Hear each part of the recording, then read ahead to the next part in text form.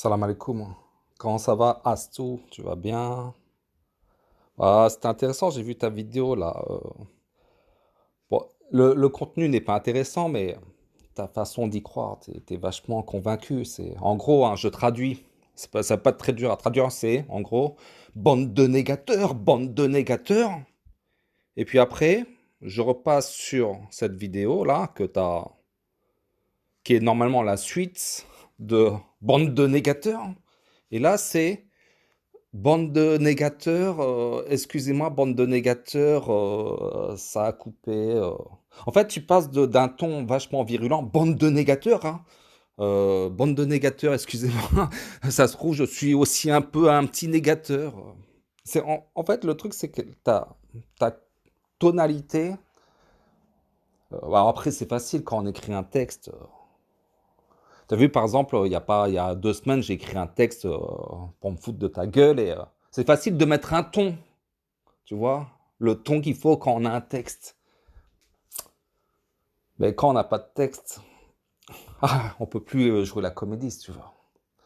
Bon, donc tu nous demandes de croire, hein, à des hadiths, à des récits composés dont on ne sait pas qui sont les auteurs, euh, dont les récits, hein, de la vie de Jésus-Christ, hein, des évangiles de Marc, Luc et je ne sais qui, sont contradictoires avec l'histoire coranique. Mais on doit y croire quand même.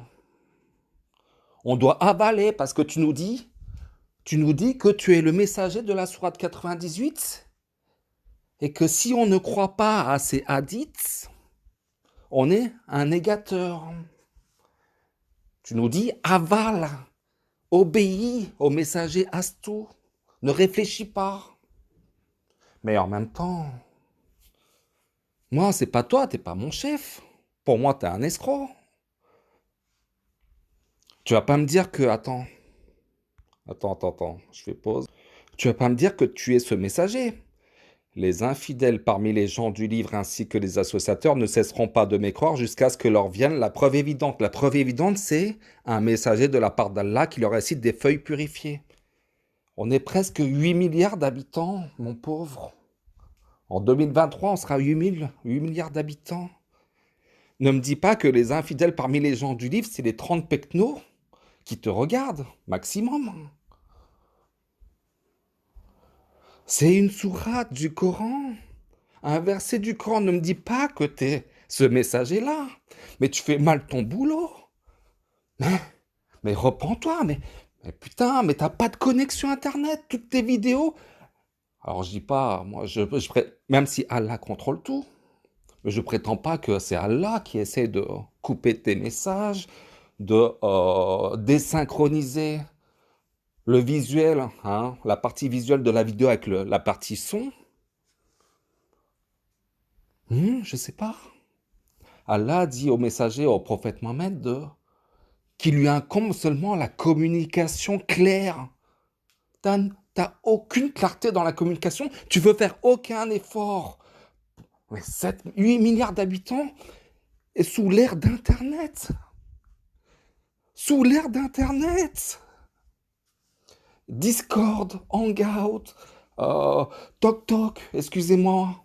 Est-ce que je peux vous parler? Je suis un messager aux chrétiens, aux juifs. Mais non, tu restes là dans ton coin avec une antenne relais minable, une caméra minable. Euh, Tu veux pas faire l'effort de vouloir communiquer clairement aux autres.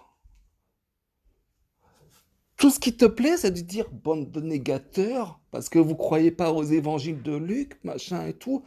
D'ailleurs, en parlant de Luc, parce que moi, tu vois, moi, j'ai rien contre les paysans, hein. Mais toi, t'es un paysan dans le sens, c'est noble, hein, un paysan, mais toi, t'es un paysan dans le sens, t'avales tout, tu vois, dans le sens naïf. Tu penses quand même pas que l'histoire qu'on nous raconte n'a pas été fabriquée, n'a pas été truquée, alors que même en direct, nous vivons en direct en l'an 2021, sous l'ère d'Internet, où c'est l'ère la plus incroyable au niveau de l'information. On nous ment en direct. Et les gens, ils avalent en direct. Alors t'imagines même pas, même 400 ans en arrière ou 2000 ans en arrière, comment c'était facile de faire gober des histoires, d'inventer des récits composés. Et donc, ce Luc, ça serait une trop longue vidéo, mais en fait, Luc, en gros, bon, je peux pas le prouver maintenant, mais si vous connaissez un peu l'époque de Jésus-Christ, enfin Jésus-Christ, il y a un écrivain, un juif qui a collaboré avec les Romains, qui s'appelle Flavius Joseph, et qui raconte toutes les guerres qui s'est passées entre les Juifs et les Romains. Et ce mec, en fait, c'est peut-être, dans l'histoire de l'humanité, le plus grand escroc. Enfin, c'est le diable, en fait. Et ce mec, Flavius Joseph, qui est connu hein, quand même, quand tu connais bien, tu sais, enfin voilà. Bah ce mec, pour moi, c'est le diable. Il a... Ce mec, c'est Paul. C'est Saul. C'est les mêmes. C'est Paul. Il a écrit l'évangile de Luc et il a écrit le livre des apôtres, les actes des apôtres. Parce que la dernière fois, j'ai fait une vidéo sur le christianisme et j'ai confondu. J'avais dit que c'était les actes des apôtres, c'était de Paul. Non, non, en fait, ça revient en même. Mais c'est Luc. Mais Luc, Flavius Joseph, Paul sont les mêmes. C'est les mêmes. Trois en un. Et ce qui est marrant, c'est que tu nous demandes de croire en Luc, enfin de ce qui est marqué dans Luc. Et ce qui est marrant, c'est que Luc, c'est ce qu'il y a de plus... c'est l'auteur qui a le plus de connaissances de Issa, fils de Mariam. Ça se voit, quand tu le lis, tu le sais qu'il connaît des trucs. C'est Flavius Joseph, c'était le plus grand érudit de la religion juive. Il a même écrit des parties du Talmud. Ok?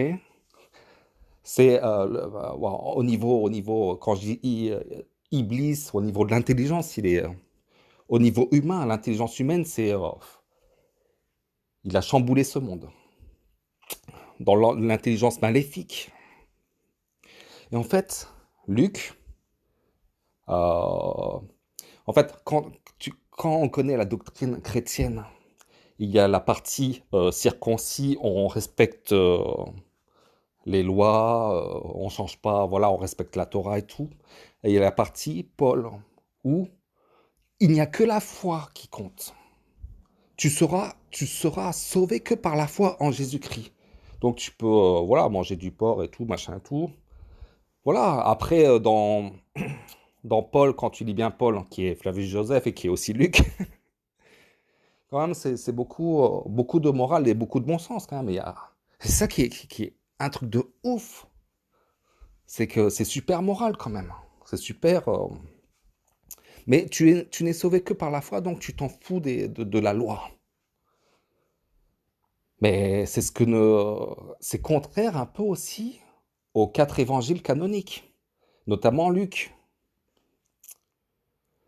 Et Luc écrit les actes des apôtres. Les actes des apôtres, c'est l'histoire à peu près de la vie de Paul, de sa conversion. Paul, Saul, Paul, c'est le même aussi.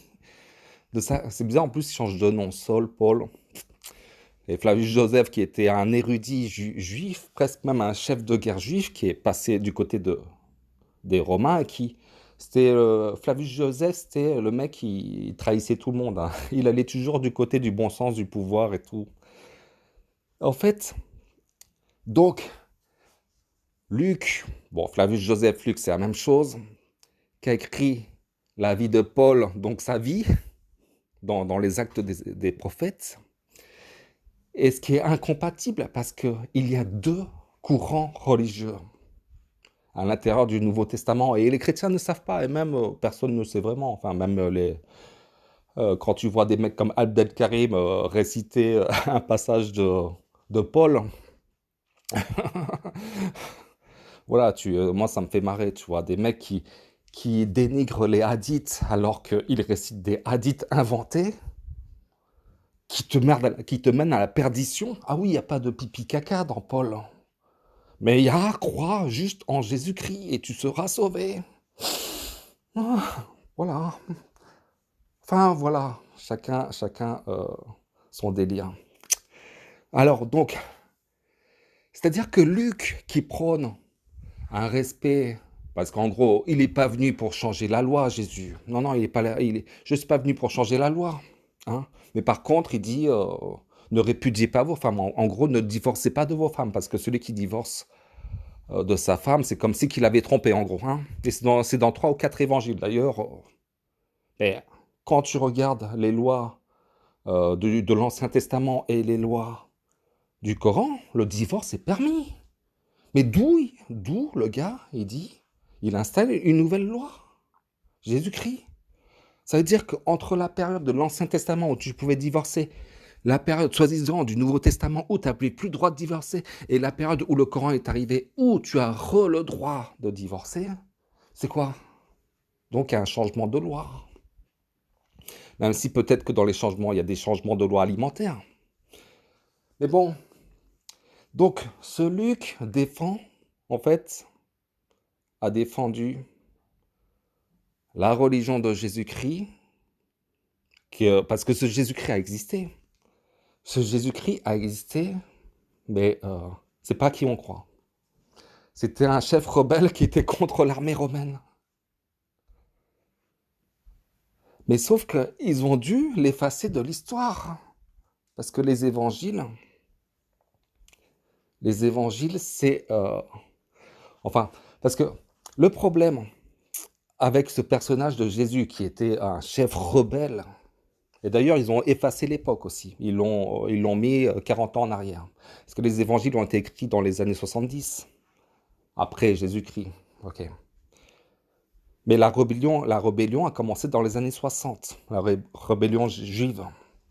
Et ce chef rebelle qui s'appelait Jésus de Gamalas, il me semble, qui est d'ailleurs noté dans les écrits de Flavius Joseph, c'est hyper compliqué, mais c'est hyper intéressant. Et d'ailleurs, il y avait plein de Jésus. Ils s'appelaient tous Jésus. Hein. Ils s'appelaient tous Joseph, tous Jésus, toutes Marie. Il n'y avait que des Maries. Donc c'est pour ça Marie d'un tel, Marie de Magdala, Marie de Béthanie, Marie de machin quoi, Jésus de je sais pas qui, Jésus de je sais pas quoi, Jésus fils de David. Non, non, jamais Jésus fils de Mariam. Non, Marie. Jamais Jésus fils de Marie. C'est Jésus fils de Jésus-Christ ou Jésus fils de David. S'ils s'appelaient tous Jésus là-bas, tous Marie, tous Joseph, ils avaient tous les mêmes noms. Difficile de s'y retrouver. Hein. Donc des Jésus, il y en avait plein. Oh, c'est quand même étrange que dans les évangiles, on dit jamais Jésus fils de Mariam ou de Marie. Puisque des Jésus, il y en avait plein. Bon, on doit quand même y croire, on doit aval. Donc, ce Jésus, il existait, c'était un chef rebelle, sauf que, à un moment donné, il faut écrire l'histoire. Les Romains, ils doivent écrire l'histoire, ce qui s'est passé avec les Juifs, parce que là-bas, ils n'arrêtaient pas d'écrire. Ils n'arrêtaient pas d'écrire leur histoire. Sauf que, ils voulaient enlever cette partie, parce que les Juifs ont donné du retort aux Romains, donc ils ont voulu effacer la partie où c'était un peu cocasse pour les Romains, où ils ont eu un peu du mal. Ils ont eu du mal avec une certaine rébellion. Donc cette rébellion, cette histoire, on va la changer. Et ce personnage de Jésus, il va être difficile, ce Jésus rebelle, hein, il va être difficile à remanier, à l'effacer de l'histoire. Donc on va le garder, mais on va changer la narration. Et on va mettre ce Jésus, on va garder juste le prénom, mais on va lui apporter des attributs, on va le mélanger avec d'autres personnages, on va le mélanger justement avec Issa, fils de Mariam. Mais le parallèle, et même, on va même le mélanger avec l'empereur l'empereur Flavien Titus Vespasien, qui a fait justement cette guerre contre, qui a détruit le second temple. Donc, c'est un mélange de beaucoup de choses, un truc de ouf, tout ça coordonné par le petit-fils, le fils spirituel d'Iblis, enfin le Iblis humain, le Iblis humain, incarné, Flavius Joseph. Et quand tu, parce que là je commence à relire un peu Actes des Apôtres, un peu les épîtres de Paul et tout, un peu le Nouveau Testament, et avec des recherches, parce que grâce à Internet, et si tu parles un peu anglais quand même, bien quand même, franchement, voilà. Donc le paysan, Astou, tu connais rien, tu veux qu'on croie à des récits imaginés par les humains, contredits par le Coran, par Allah, tu veux qu'on avale? C'est pour ça que les Juifs ne reconnaîtront jamais Jésus-Christ du Nouveau Testament. D'ailleurs, il y a deux Jésus-Christ, enfin deux doctrines chrétiennes dans le Nouveau Testament. Et ces deux doctrines sont confirmées, sont approuvées par Luc. Luc, il approuve Paul en écrivant des bonnes choses sur Paul, l'histoire de Paul. Et Luc, il approuve les deux doctrines. Et ce Luc, c'est Paul. Et ce Luc, c'est Flavius Joseph. Tout ça sous pour plaire aux Romains, sous la coupe des Romains. Parce que Luc était le seul à avoir cette intelligence, cette érudition, cette extrême érudition dans son ex-religion. Et il se décrit en tant que Paul qui persécute Jésus. Et on comprend qu'il dit à un moment donné que malgré mon jeune âge, un truc comme ça, j'étais le plus érudit que la nation ait pu avoir. Un truc comme... en gros, c'était il devait avoir un truc comme 14-15 ans, parce que là-bas, à 15 ans, t'étais un homme. Lui, à 15 ans, c'était la bête de connaissance de sa religion. Parce ils commencent à 5 ans, ils n'ont pas la télé, ils n'ont pas Internet. Ils font que ça, étudier. Mais à un moment donné, ce Paul, ce Flavius Joseph, ce Luc, le même personnage, quand il voit que les Romains dominent et tout, et que son cœur, en fait, n'était pas vraiment ancré dans la foi réelle en Dieu, un peu comme ces apostats qu'on voit, il a fait moi je suis du côté des Romains. Mais il avait gardé toute cette érudition, donc c'est pour ça qu'il a pu écrire tous ces trucs. C'est intéressant, c'est intéressant. Après, je dis pas que... je pense qu'à 90% j'ai raison. Et d'ailleurs, ce qui est bizarre, c'est que... Alors, ce que je veux dire, c'est ça se trouve, oui, il y a des trucs à remettre. C'est comme une pièce, c'est comme un puzzle. On tâtonne, machin et tout. Des fois, ça rentre, des fois, ça rentre pas. Mais ce qui est intéressant, c'est que le père de Jésus... Alors qu'après, on va dire qui était Jésus. Bon, c'était un Jésus de Gamalas. Ça aussi, c'est un peu compliqué. Donc, je suis en train de lire, en train de regarder pas mal de vidéos très intéressantes. C'était un roi qui est devenu prêtre et qui est devenu chef rebelle des Juifs.